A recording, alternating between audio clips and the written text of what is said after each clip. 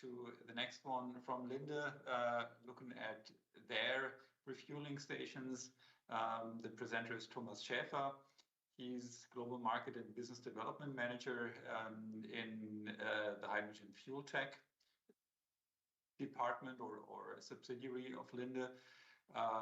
Before joining Linde in 2012, he's worked with Osram and Panasonic, and he's a business major from the European Business School in Österreich-Winkel, which I particularly like because it's close to my hometown, but also with degrees from Cal State and Tec de Monterrey in Mexico. So, Thomas, the floor is yours. Thank you very much for the nice introduction. Yes, I'm representing Linde Fuel Tech, but actually we are Linde Engineering, and we are Linde. Yeah, we are the entity within the Linde Group, fully dedicated to developing. And I cannot share my screen, unfortunately. So to show my slides, is there someone? And the organizers, now you're there. Yeah, here we go. Thank you. So let's hope that everybody can see my slides. Just give me a sign if you do so. Yeah, I'm representing Linde Fuel Tech. As I said, we are a part of Linde Engineering and thus a part of Linde. And we are the team within the Linde world that is fully dedicated to hydrogen refueling stations, to the equipment. Yeah, we're responsible to bring in the H2 molecules, green, blue, gray, efficiently, reliable, and especially safely into the final application of mobility. I'm happy to represent our technology today, and the main message of my presentation should be the technology is out there, it's state of the art, and what my colleague from H2 Mobility said, no need to wait. I would love to underline that statement because the technology is ready, and I want to show you that we have done and realized awesome projects already. You can see my screen. Yeah. Very quickly, we can't see your screen yet, so okay, let's do it again. You can. Okay, understood. One more try. Now? Yes, perfect. At least for me. If you just then we can start. Then we can start. Perfect. Okay. On my first slide, I just want to show you some fueling stations for bus depots and trucks. And the question was just asked to my colleague from Edikit. Yeah, the bus segment is something very important for us, back to base stations here in Western Europe, yeah, and also for trucks. So these are stations. It's a twin IC50, so two ionic compressors or two pumps. So we have technology in place for both supply modes. Yeah, if you want to supply your station gaseously with gaseous hydrogen, it's a ionic compressor technology. If you wanted to supply it liquidly, like our customers in the United States do, in Japan do, then we have the cryo pump in place. So let's have a look at this fueling station supplied by gaseous hydrogen. An important statement: the refueling is always compressed gaseous. Okay, so we always have compressed gaseous hydrogen going to the vehicle for the time being. Okay, so a gaseous supply station would be based on our ionic compressor technology. So a station like that, okay, with a footprint of less than 20 square meters, can refuel more than 50 buses per day. And it only needs less than 225 kilowatt connecting power. Yes, the main advantage is refueling time and range and payload. But in my eyes, this fact here, the connecting power, is in my eyes, looking at the complete system, vehicle infrastructure, the main argument in favor of the battery. Yeah, less than 225 kilowatt connecting power for a fueling station to recharge more than 50 buses. If you think that one battery bus needs about 500-600 kilowatt alone, yeah. So in my eyes, this is a killer argument in favor of hydrogen refueling. Looking at depots, yeah. Energy efficiency is less than 3.7 kilowatt hours per kilogram. Of course, if you have a high inlet pressure because you have a full trailer coming in, then our energy efficiency goes down to 1.2, 1.3 kilowatt hours per kilogram. And as I said, the footprint is awesome. And if you look at the battery depot for more than 50 battery buses, it becomes much, much more complex and huge, and you need much more power. So this already underlines the importance of also looking into hydrogen as a technology for converting from fossil fuel to zero emission. If you look at the station supplied by liquid hydrogen, yeah, then we have a station like that in place. This little station here, less than 60 square meters, can recharge more than 100 buses per day. So each 30 kilograms, 100 buses per day, less than 400 kilowatt connecting power. And this is one of the beauties of liquid hydrogen, the energy efficiency at the station, less than 1.6 kilowatt hours per kilogram per pump. Yeah. So these are stations that we can build today already for a more and more emerging application, bus and trucks. Scaling up is very important. What my colleague from Elekita said, this is very important. This is very important for customers. They do not start with 50 vehicles at the same time. They want to go with 2, 3, and then go bigger. We also have a new concept in place. We call it's a modularization concept. Each compressor and the electric part and the storage part is in a container. All of the containers at the same size. The first advantage is you can very flexibly arrange those components. And the second big advantage is that you can scale it up nicely. So you can start with here the smallest station. You can see here one compressor, one container, the electric room. Then for 350 bar, you need the 550 bar tubes, enough for 450 or up to 900 kilograms per day, depending on the compressor type. And then you can scale it up by just adding plug and play another compressor, click on the third compressor, and then another electric room, and so on. So you can scale up easily by plug and play your station. And 2.7 tons per day is not the limit. Obviously, you can put more cubes or containers to your station over time to increase the capacity. Okay, this is for the ionic compressor technology. Yeah, the new design. Yeah. And this is something we always consult our customers, of course. What is your ramp up plan? What is your need today? When do we have the next demand? So we can really in an optimized way build the very first station and have a scale up concept in place for the customer. And thanks to this new one compressor, one container concept, as I call it, as I said, we can optimize initial investment costs, yeah, and you can very efficiently scale the station up over time. On that slide, I just want to highlight one of our compressor advantages of the ionic compressor, yeah, a gaseous supply. We have a five stages concept. So you can see here on the bottom, this is the inlet pressure of the station. Maybe to begin with, I mean, the most important criteria for a station is capacity, kilograms per hour, and the energy efficiency, kilowatt hours per kilogram. And both these factors heavily depend on the inlet pressure.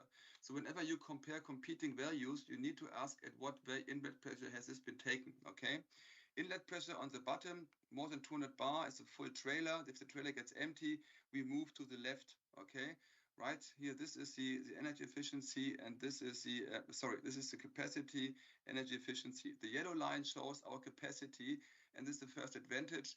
We have a pretty high capacity, in this case, for this compressor type, 28 kilograms per hour, and it stays stable all the way back to a 5 bar inlet pressure only. For the customer, that means he can empty the trailer all the way in the stand tank without sacrificing capacity. Competing products drop.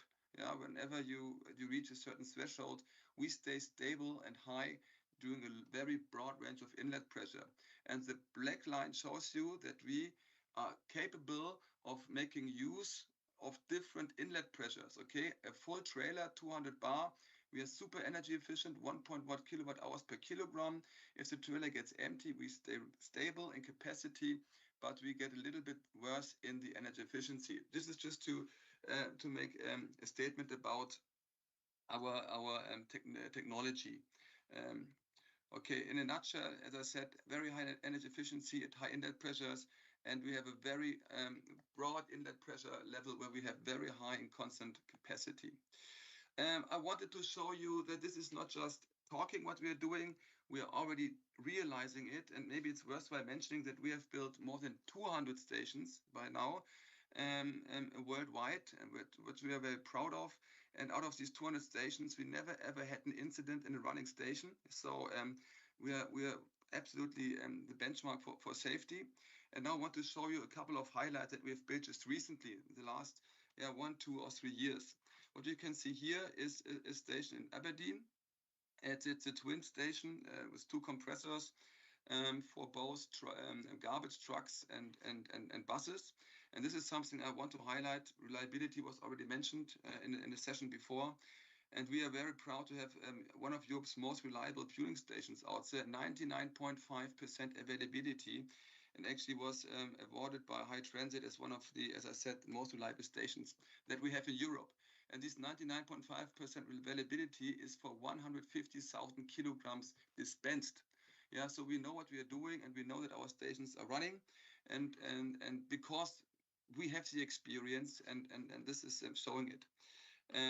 But in the same time, 2 compressors also mean redundancy for the customer, especially if you talk about public transport, when it's really key that the buses are driving, redundancy also becomes key. The station, by the way, is capable of refueling both 350 bar and 700 bar, so buses and the sweepers.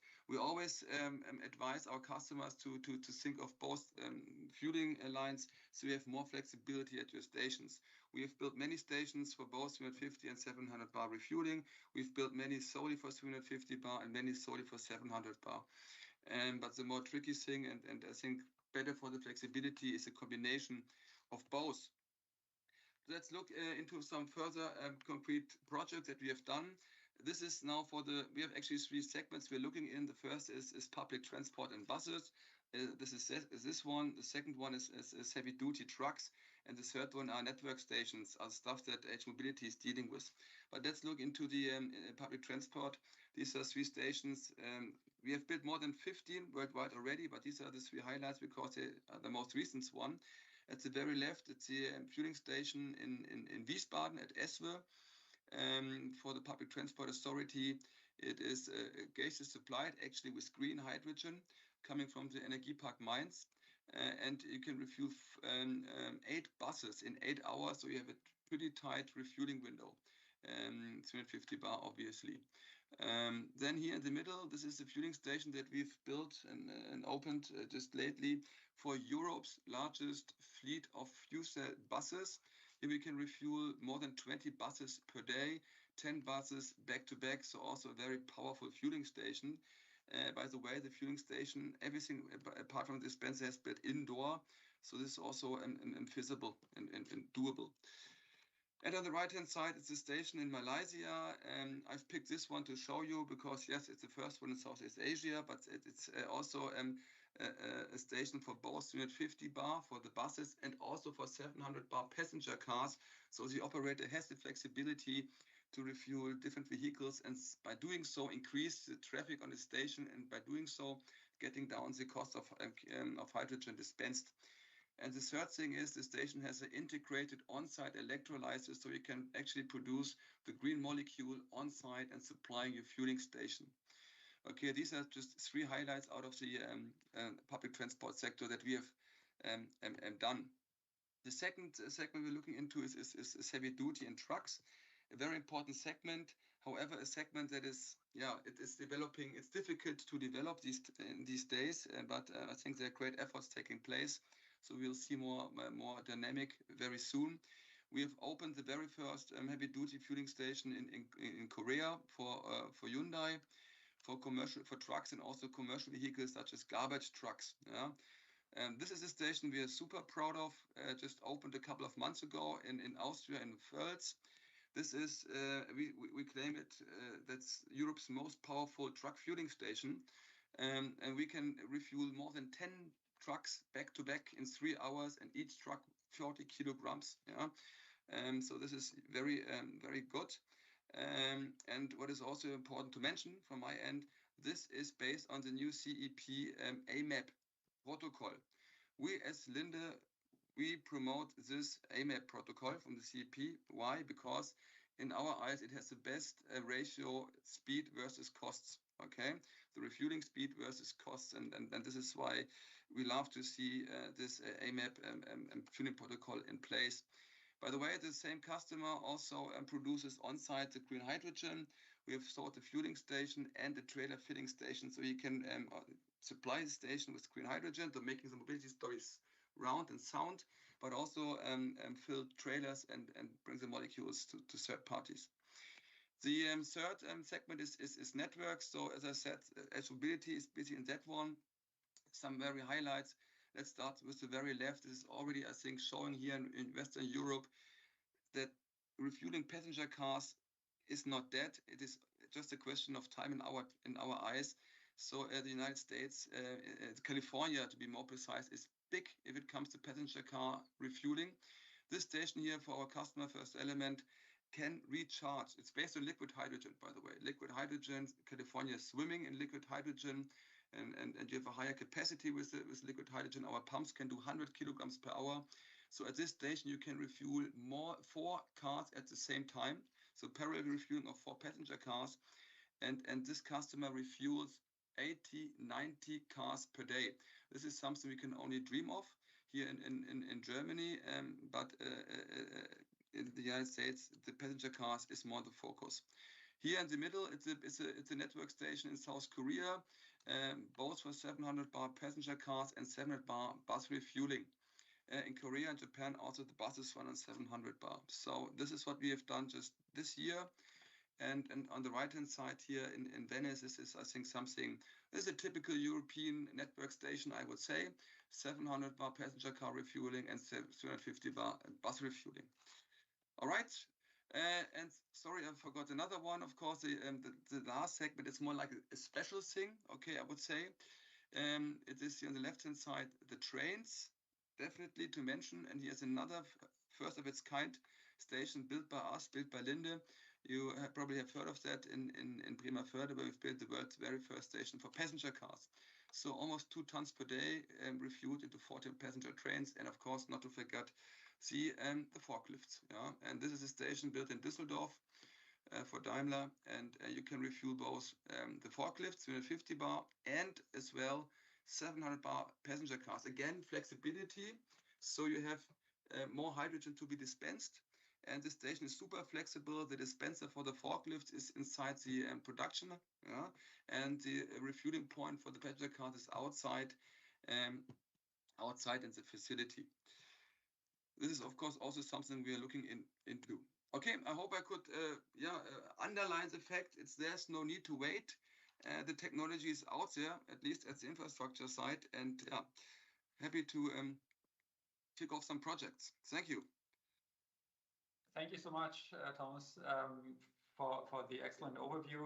I had promised Olga before that I'd ask you the same question on the markets that I had asked him, although you had already covered quite a bit of length on the market. But I should ask you for a final comment on any geographic markets or other markets that you think are particularly noteworthy for today. I think you have seen where we are busy in. California is very important. Here we have the California market has started with passenger cars and will now develop further into heavy duty and public transport. The European market is important. Here now we are about to start with public transport and heavy duty, and then I hope accelerate into the passenger cars.